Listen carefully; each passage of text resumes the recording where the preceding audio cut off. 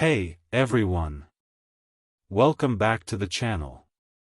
If you're new here, you are welcome once again, and I'm pumped you're here today. We're kicking off, or continuing, depending on when you're watching, a series called Lessons from Biblical Figures. These stories are timeless, packed with wisdom, and honestly, they hit different every time you revisit them. Today, we're diving into the story of Esther, one of the most epic tales of courage you'll ever hear. From an ordinary girl to a queen who risked it all, Esther's journey is a masterclass in standing up when it counts. This is going to be a long one, so grab a snack, get cozy, and let's get into it. First things first, who was Esther? If you're not familiar, her story's in the Old Testament, in the book of Esther. She's a Jewish girl living in Persia, modern-day Iran, around 480 BC. Her real name's Hadassah, but she goes by Esther, probably to blend in with the Persian crowd. She's an orphan, raised by her cousin Mordecai, and they're part of this Jewish community living in exile. Life's not glamorous, they're far from home, under foreign rule, just trying to get by. But then, everything changes.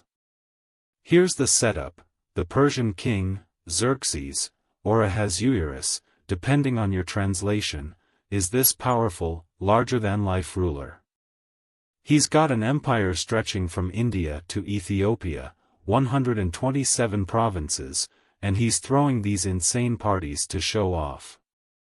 His queen, Vashti, refuses to parade around for his drunk buddies one night, and Xerxes flips out. He banishes her, and now he's on the hunt for a new queen. Enter Esther. She's rounded up with hundreds of other girls, gets a year of beauty treatments, think ancient spa vibes, and ends up catching Xerxes' eye. He picks her as queen. Boom, just like that, she's royalty. But this isn't a fairy tale where the crown fixes everything. Esther's hiding a secret: she's Jewish. Mordecai tells her to keep it quiet, probably because being a Jew in Persia could be a liability. And pretty soon, that secret's going to put her in the hot seat. Because while Esther's adjusting to palace life, a guy named Haman, Xerxes' right-hand man, starts stirring up trouble. Haman's got it out for the Jews, and Esther's about to face a choice that'll test her courage like nothing else. So, that's the backdrop. Esther's story isn't just about fancy dresses and royal banquets, it's about what happens when you're thrust into a moment bigger than you ever imagined. We're going to walk through her journey step by step, from the shadows of the palace to the moment she steps up and risks her life. The takeaway? Courage, real, gutsy. I might not make it through this courage. Let's dive in. Let's start with Esther as queen. She's young, scholars guess maybe late teens or early 20s, and she's in this dazzling but dangerous world. Xerxes isn't exactly a warm, fuzzy guy, he's impulsive, easily swayed, and his temper's legendary. Esther's got to navigate that, all while keeping her Jewish identity under wraps. Mordecai's outside the palace, working at the king's gate, keeping tabs on things, and they've got this quiet system going. She's not rocking the boat, she's surviving. Then comes the first ripple. Mordecai overhears a plot to assassinate Xerxes. He passes the intel to Esther, she tells the king, and the culprits are caught. It's a small win, her name gets logged in the royal records, but it's also a hint of what's coming. Esther's not just a pretty face, she's already playing a role in something bigger, even if she doesn't know it yet. But the real storm brews with Haman. This guy's the ultimate villain, arrogant, power-hungry, and petty. He gets promoted to top dog under Xerxes, and he loves it when people bow to him. Mordecai, though? He won't. Maybe it's pride, maybe it's faith, Jews didn't bow to men like that, but it drives Haman nuts. Instead of just dealing with Mordecai, Haman decides to wipe out every Jew in the empire. He spins this lie to Xerxes about the Jews being disloyal, gets the king to sign off on a genocide decree, and sets a date. Messengers ride out, the edicts sealed with the king's ring, non-revocable, and the clock's ticking. Imagine Esther in this moment. She's queen, sure, but she's powerless, or so it seems. Mordecai sends her a message: Haman's plan is going down, and you've got to do something. She's got to be terrified. She hasn't seen Xerxes in 30 days, and the rule is clear: you don't approach the king uninvited unless you want to die. The only exception? If he holds out his golden scepter. That's a big if. This is where courage starts brewing, not loud or flashy, but quiet, in the waiting. She's weighing her options, feeling the pressure, knowing her people's lives are on the line. Let's linger on Esther's early days as queen because there's so much brewing beneath the surface. She's in this gilded cage, beautiful, sure, but isolating. The palace at Susa's massive, think marble columns, gold everywhere, servants scurrying around. She's got maids, luxury, but she's also a stranger. Her Jewish roots are this quiet heartbeat she can't share. Mordecai's her lifeline, slipping her messages, keeping her grounded. When he uncovers that assassination plot, it's a wake-up call. She's not just decoration, she's got influence. Reporting it to Xerxes puts her on the map, even if it's subtle. Haman's rise changes everything. He's this slick, ambitious guy, probably charming when he needs to be, but he's got a dark side. That decree he pushes through? It's chilling. The text says he casts lots, in Hebrew, hence Purim, to pick the date. It's cold, calculated evil. And Esther's in the palace, hearing rumors, maybe seeing Mordecai's distress signals. She's not clueless, she's just not in the driver's seat yet. That waiting? It's where courage starts simmering. She's not storming the throne room, she's watching, listening, preparing. Sometimes courage looks like patience, like biding your time until the moment's right. Mordecai's message isn't subtle. He says, don't think you'll escape just because you're in the palace. If you stay silent, help will come from somewhere else, but you and your family will perish. Who knows? Maybe you're here for such a time as this. That line, for such a time as this, it's iconic. It's a gut punch. Esther's not just a queen, she's a potential lifeline. And she decides to act. First, she calls for a fast. She tells Mordecai, get everyone in Susa, the Jewish community, to fast for 3 days. No food, no water. I'll do the same with my maids. Then, I'll go to the king. And if I perish, I perish. That's raw courage right there. She's not impulsive, she's deliberate. She prays, she prepares, she leans on her faith. 3 days of fasting in a palace where feasting's the norm? That's a statement.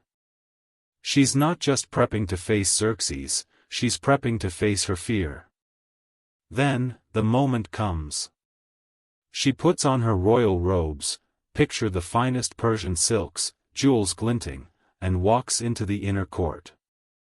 The throne room's this massive, intimidating space, guards everywhere, Xerxes on his throne. Her heart's pounding. One wrong move, and she's done. But Xerxes sees her, and, thank God, he holds out the scepter. She's in. He asks, what do you want, Esther? I'll give you up to half my kingdom. That's huge, he's smitten, and she's got his attention. Pause there. Can we talk about how gutsy this is? Esther's not just risking her life, she's stepping into the unknown. She doesn't blurt out, "Haman's evil, save my people." Not yet. She's smart. She invites Xerxes and Haman to a banquet. She's playing the long game, building trust, setting the stage. Courage isn't always a big, dramatic charge, sometimes it's calculated, quiet, and strategic. Esther's showing us that. Mordecai's challenge lands like a thunderbolt. For such a time as this, it's haunting, beautiful, heavy. Esther's probably pacing her chambers, mind racing. 3 days of fasting isn't just logistics, it's spiritual warfare. She's not eating, not drinking, probably praying non-stop. Her maids join her. Imagine that, these Persian girls fasting with their Jewish queen, not even knowing why. It's a mini rebellion in the palace, a quiet stand before the big one. When she walks into that court, it's cinematic. The robes aren't just fashion, they're armor. She's trembling, but she's regal. Xerxes' reaction? Relief floods her. That scepter's her lifeline. But she doesn't spill it all, she's cunning. Those banquets? They're chess moves. She's drawing Haman in, letting him think he's untouchable, while Xerxes gets comfortable with her. Courage here is layered, boldness to approach, wisdom to wait. She's not just brave, she's brilliant. So, the first banquet happens. Xerxes and Haman show up, wine's flowing, and Xerxes asks again, "What's your request?" Esther doesn't drop the bomb yet, she says, "Come to another banquet tomorrow, and I'll tell you." Why the delay? Maybe she's reading the room, waiting for the perfect moment. Meanwhile, Haman's strutting around, bragging about being invited. But he's still fuming about Mordecai, so he builds a 75-foot gallows to hang him on. This guy's unhinged. The night before the second banquet, Xerxes can't sleep. He has his chronicles read aloud, random, right, and hears about Mordecai saving his life way back when. He's like, did we ever reward this guy? Nope. So, the next morning, he asks Haman, "How should I honor someone?" Haman, thinking it's about him, suggests a parade, royal robes, a horse, the works. Xerxes says, "Great, do that for Mordecai." Haman's humiliated, leading Mordecai around town, seething. Then comes the second banquet. Esther's ready. Xerxes asks again, "What's your petition?" This time, she goes for it. "If I've found favor with you, spare my life and my people's lives. We've been sold to be destroyed." Xerxes is confused, who did this? And Esther points right at Haman, this vile Haman. Boom. The room freezes. Haman's begging for mercy, but Xerxes storms out, comes back, and orders him hanged on his own gallows. Poetic justice. That's the climax. Esther's courage peaks here, she names the enemy, risks everything, and wins. But it's not over. The edict's still out there, sealed and unbreakable. She goes back to Xerxes, pleads again, and he lets her and Mordecai write a new decree: the Jews can defend themselves. On the set date, they fight back, survive, and it becomes the festival of Purim, still celebrated today. Esther's not just a survivor, she's a savior. The banquets are tense. First one's a teaser, Xerxes is intrigued, Haman smug. That gallows twist with Mordecai? It's divine timing. Xerxes' insomnia feels random, but it's not. Esther's fasting might have tipped the scales upstairs. At the second banquet, her words cut deep, "Spare my life." It's personal, raw. Naming Haman's a power move, she's not hinting, she's accusing. Xerxes' rage seals it. Haman's end on his own gallows? Brutal, but fitting. The follow-up's messy, new decrees, battles, but Esther's relentless. She's not done until her people are safe. Purim's born from that victory, a celebration of courage paying off. She's not just a queen, she's a legacy. What's the takeaway from Esther? Courage isn't the absence of fear, it's acting despite it. Esther didn't want this role, she was thrust into it. She could have stayed silent, hoped someone else would fix it. But she didn't. She fasted, she planned, she spoke. Her courage saved a nation.